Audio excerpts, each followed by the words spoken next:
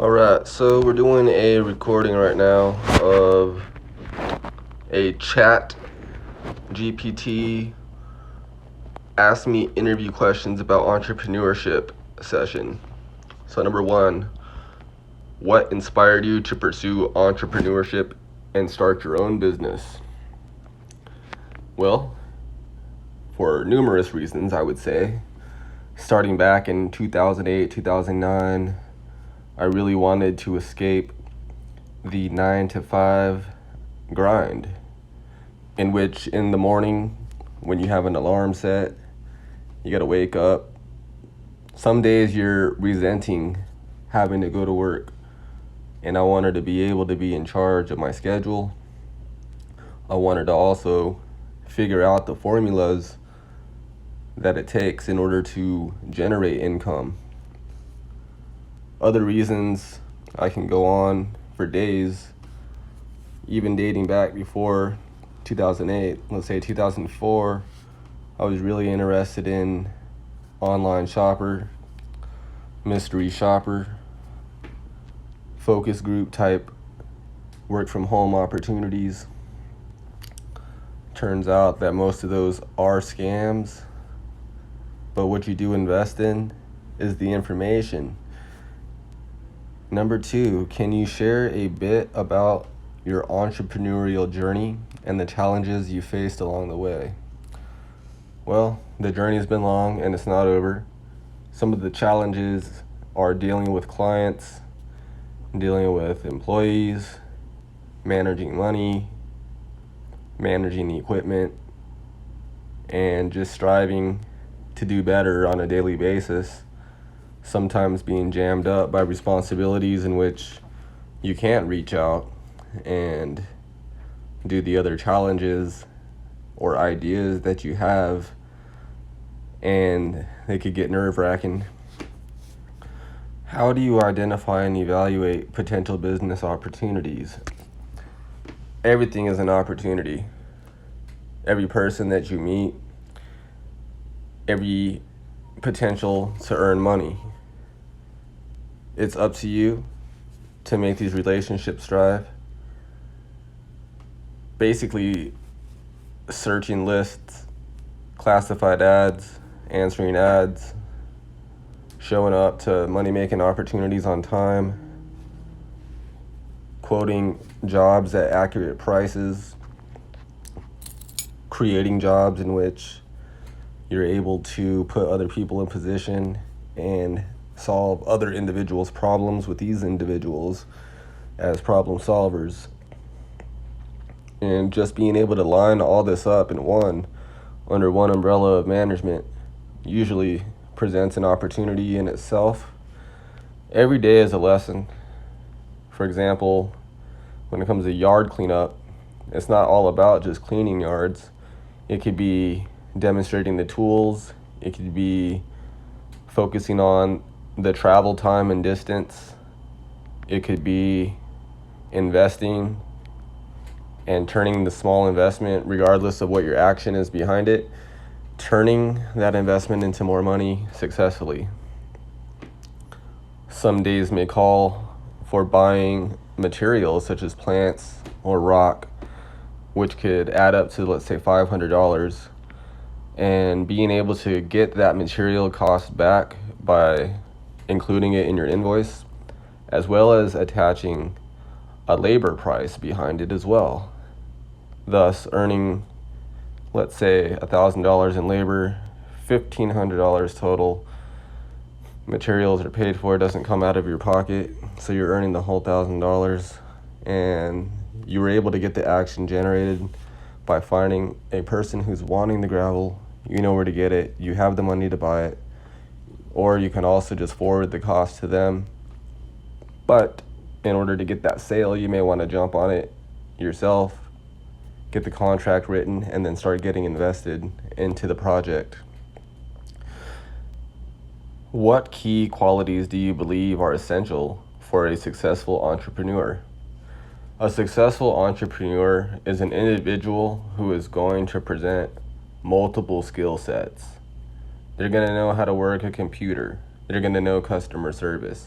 They're going to know how to pick up a phone, do outbound calls, pick up a camera, take photography, do video, upload the video to YouTube, utilizing social media, and being able to just integrate everything into one solid combination of success.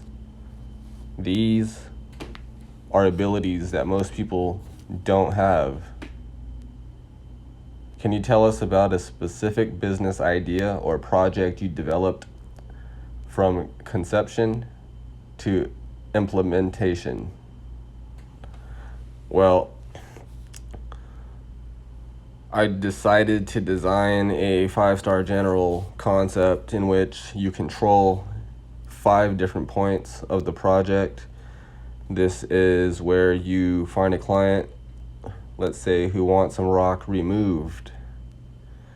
Then you charge them to remove the rock. That's one point. Then you need to transport the rock to a buying client. So having the buying client lined up, they're going to buy this rock. They buy it for a price. That's the second point. You must transport this material to the buyer's property. That's a third price point.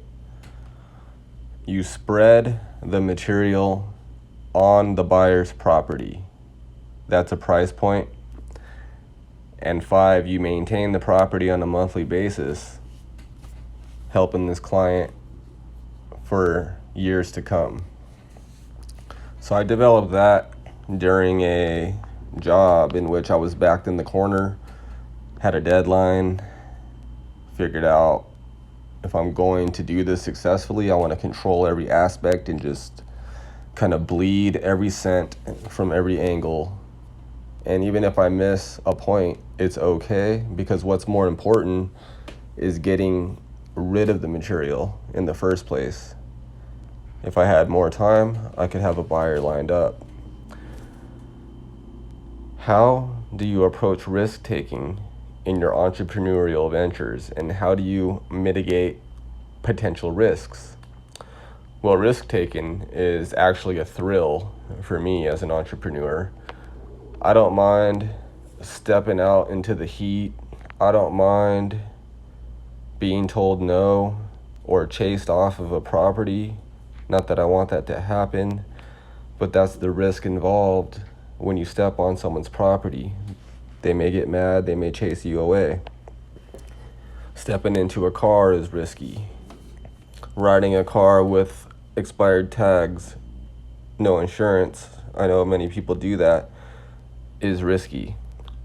Putting money down, not guaranteeing a return of investment, is risky. Maybe gambling. And for some who are in business, they can't successfully close these jobs. They can't deliver the completed project in which they're striking out, they're making it look bad for everybody else. They're risking their money, or they're risking the name of their business or their own personal name. And it's kind of the unethical way of doing business risk. But more ethical risks are when you actually put skin in the game, you put time, energy, money, working with certain people, days into a project. All that is risk. You must be able to guarantee that the project will become complete. What strategies do you use to stay motivated and overcome obstacles during the entrepreneurial journey? Motivation is not easy to come by on a daily basis. For the most part, an entrepreneur is motivated because they want to build their business. But like I said before, sometimes you get backed in a corner and you get stuck on these projects, and it becomes not such a pleasant scene. What strategies I've implemented on my journey is utilizing applications such as keeping track of where I drive, how long it takes, how many miles it took. Also utilizing before and after photos so I can see the transformation of the property, utilizing free advertisement and also paid advertisement, so I can utilize generating leads and turning these leads into paying customers, and overseeing the whole process, keeping track of expenses. It's all interesting to know the information. Even stuck in a position where having to rent out a U-Haul van, I'm interested in knowing what is the total cost of this trip. In my case, it was $70 out of $270, making about 200 or less, give or take 10. And it was basically success on a day that no success would have happened if I did nothing. Can you describe a situation where you had to pivot or adapt your business model, and how did you handle it? Well, many times I may be stuck without a vehicle, so there is a free bus transportation. So what I like to say is that if you haven't tried every approach, then you're not trying hard enough. The bus is free. Hop on there with a hula hoe and a rake. Go to the property and take care of it.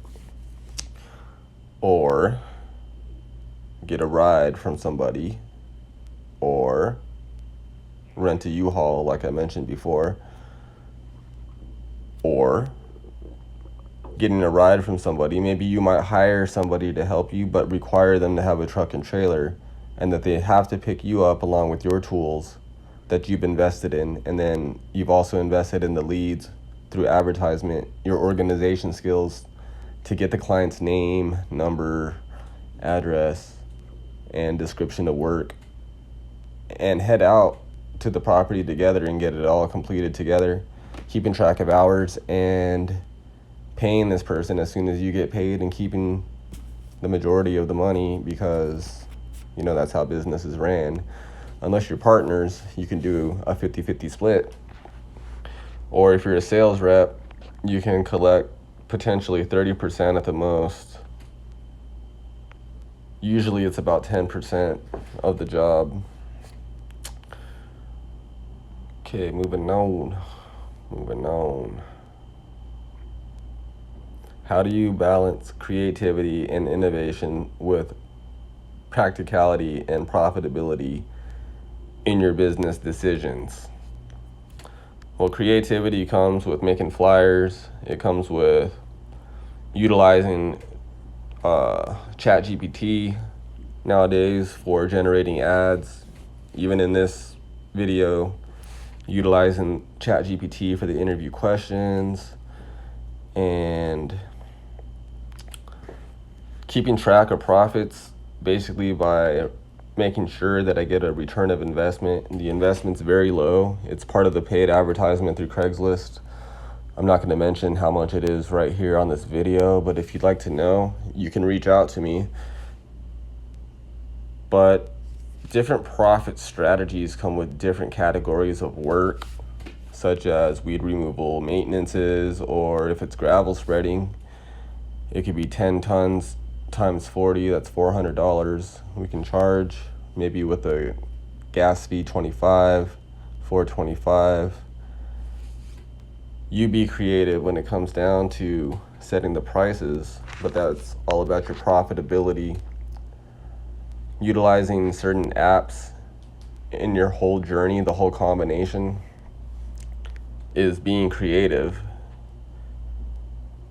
What is your approach to building and managing a team? How do you foster a collaborative and motivated work environment? Well, for the most part, the team could be people, but when I think about team, I think about the tools that I'm utilizing and the strategies of marketing that I'm utilizing. So the team is mainly the tools. They do trimming much quicker than a human being would. Also, the availability of having Craigslist to post is also a great way of managing my team of systems. But when it comes down to people, I somewhat try to incorporate a training system. So anyone who comes out and participates, I'm willing to show them some of the strategies that are utilized within the business, whether it's marketing or physical labor, or even just communicating with clients, organizing their information on your computer, whatever it may be. Team building to me is training. How do you stay updated on industry trends and developments to stay ahead in your entrepreneurial endeavors? Well, some of the things that I do are Google alerts. They alert me through Google email. I have one for lead generation, positive daily habits, and landscaping business. You can add as many alerts as you'd like. You can have them sent on a daily basis, weekly basis, as it happens, possibly even monthly. But this keeps me informed of what's going on in the industry. I also do Google searches on topics that I am interested in. I also do the same searches to GPT, and it's all about research mainly. And the research is through reading or watching videos on YouTube, and this typically keeps me informed and updated on what's happening through social media or what's going on in the market. Last but not least, forums keep me updated through questions that are asked by entrepreneurs from various levels, from beginner to advancement. They ask questions to get answered, and a lot of education is discovered in that area. Can you share a lesson or insight you've learned from a failure or setback in your entrepreneurial career? Really, sometimes you strike out. Some lessons that I've learned the hard way is underbidding a job, not having the right tools, relying on the wrong people, not personally being motivated myself by allowing other circumstances to get in the way, not having backup plans. All sorts of lessons you learn on the road to success, but you got to know what's bad to know what's good. What role do you believe networking and building professional relationships play in the success of an entrepreneur? Well, relationships are everything, because if somebody doesn't hit you up with a need, you're not getting paid. Or if you can't find somebody who can help you get to the money, you're not getting paid. So really, everything is a relationship. I always tell people the most important relationship you can have is with yourself. Don't let yourself down when nobody else is there to help you. You're there to help you. Look in the mirror, get inspired, write down every approach you can take to successfully get to your goal, and figure out who can keep you paid, who can keep you well in life, who can feed you, who can fix your car, who can do blank for you is the relationship. How do you handle competition in your industry, and what strategies do you employ to differentiate your business? Competition is great to study. I want to see how they post. I want to see what their prices are. I want to watch their videos and maybe sometimes adopt some of their concepts. But at the same time, competition is myself. I want to be better than I was yesterday. I want to improve on a daily basis. I want to get out there on property and basically knock home runs and not strike out. I want to get to the money and get to it quick. I want to set the plan and make sure it gets put into effect for success. I want to make sure that whatever I'm setting the bar at, I can accomplish. And that's the challenge. That's the competition. That is the race. That is game day. People who show up are spectators. There are other players in the game, but they're playing in their own game, not mine. Can you share a successful marketing or branding campaign you executed for your business and the impact it had? Well, in my business, I do many different campaigns, whether it's internet marketing, outbound calls, flyers door to door, whatever it may be. There's many different strategies that you can approach marketing for. Social media, TikTok, Facebook, LinkedIn, Alignable. I've built many relationships through these platforms, and branding is something of establishing your name as rememberable.